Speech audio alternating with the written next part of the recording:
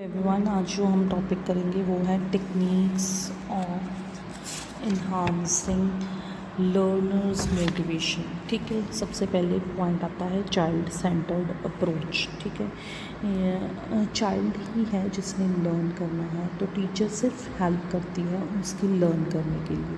तो हमें ऐसा मटेरियल चाइल्ड को देना चाहिए जो उसकी नीड्स, इंटरेस्ट, एबिलिटीज़ के अकॉर्डिंग है। ठीक है, ऐसा लर्निंग मटेरियल उसको लर्न करने के लिए नहीं देना चाहिए जो उसके इंटरेस्ट के अकॉर्डिंग नहीं है, जो उसकी कैपेबिलिटीज़ और एबिलिटीज़ के अकॉर्डिंग नहीं है। ठीक है, चाइल्ड मोटिवेट लर्न करने के लिए तभी होगा जब उस मटेरियल उसकी नीड, इंटरेस्ट और एबिलिटीज़ के अकॉर्डिंग होगा।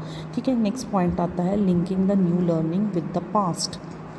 Child is easily motivated to learn the new material if he thinks that he knows all that which is required as a base for new learning।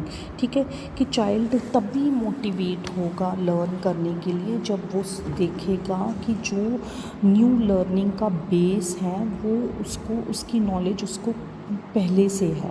ठीक है, तो तभी वो new चीज़ को learn करने में इनिशिएटिव लेगा। ठीक है, नेक्स्ट है use of effective methods, aids and devices in teaching.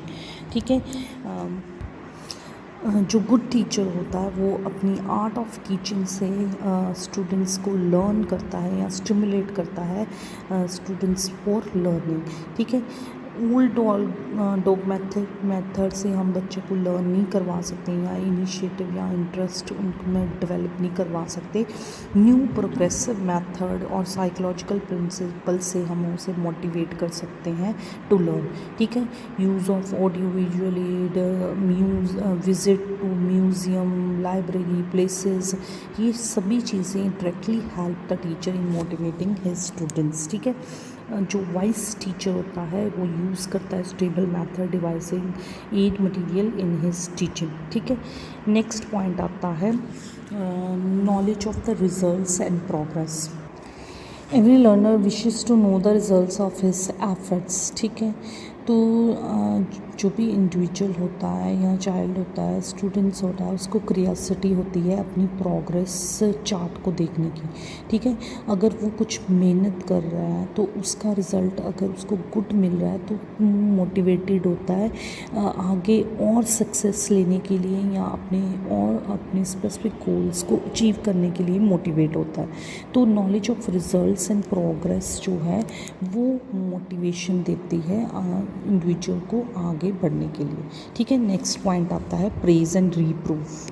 ठीक है, both praise and reproof are the important incentives. ठीक है, इन दोनों में से कौन सा इंसेंटिव ज़्यादा इफ़ेक्टिव रहेगा ये डिपेंड करता है पर्सनालिटी ऑफ लर्नर। ठीक है, कई लोग जो चिल्ड्रंस हैं वो प्रेज से मोटिवेट होते हैं, तो कई चिल्ड्रन रीप्रूफ से मोटिवेट होते हैं। तो रीप्रूफ और प्रेज मोटिवेट करती है इंडिविजुअल को लर्न करने के लिए या इंडिविजुअल को अपने डिज़ायर्ड गोल को अचीव करने के लिए। ठीक है, नेक्स्ट पॉइंट आता है rewards and punishment. Rewards and punishment bring the same result as praise and reproof. ठीक है, ये भी इंसेंटिव का काम करते हैं रिवॉर्ड्स एंड पनिशमेंट। ठीक है, जैसे रिवॉर्ड पॉजिटिव मोटिवेशन देती है। ठीक है, पॉजिटिव मोटिव है और पनिशमेंट एक नेगेटिव मोटिव है।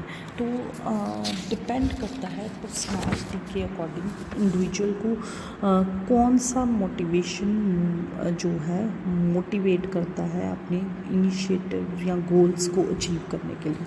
ठीक है, Nowadays, punishment as a motivating agent should be avoided as it kills initiative, leadership, resourcefulness and spirit of free thinking and adventurous living। ठीक है, तो reward, prizes, honour, certificate, medals को priority दी जाती है जो कि डेवलप करती हैं स्टूडेंट्स में creative abilities, spirit of emulation, self confidence, self respect feelings develop करती है।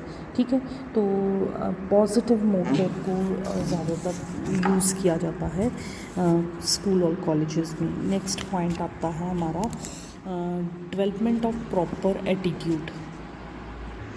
जैसे कि देखा जाता है a child who has develop healthy attitude toward manual work, वो जेन्युइनली इंटरेस्ट लेता है working with hands, while the other one who has developed a negative attitude शिक अवे फ्रॉम इट। ठीक है, तो favourable attitude helps the learner in setting of his mind and preparing him mentally for doing a particular task or learning something। ठीक है, तो teacher should try to develop proper attitude of his student towards the desired act of learning। ठीक है, next point आता है appropriate learning situation and environment। ठीक है, a well equipped healthy classroom environment proves a motivating force. ठीक है, अगर हम बच्चे को अच्छा इन्वायरमेंट देंगे, वो एक मोटिवेशन का काम करेगा बच्चे के लिए। ठीक है, बच्चे को मोटिवेट करेगा लर्निंग करने के लिए, बच्चे को मोटिवेट करेगा एजुकेशन लेने के लिए, बच्चे को मोटिवेट करेगा इंटरेस्ट डेवलप करने के लिए उसका सब्जेक्ट्स में, अगर हम उसको फेवरेबल या गुड या हेल्दी इन्वायरमेंट देते हैं। ठीक है, इस पर यहाँ आपका टॉपिक ख़त्म होता है। Thank you.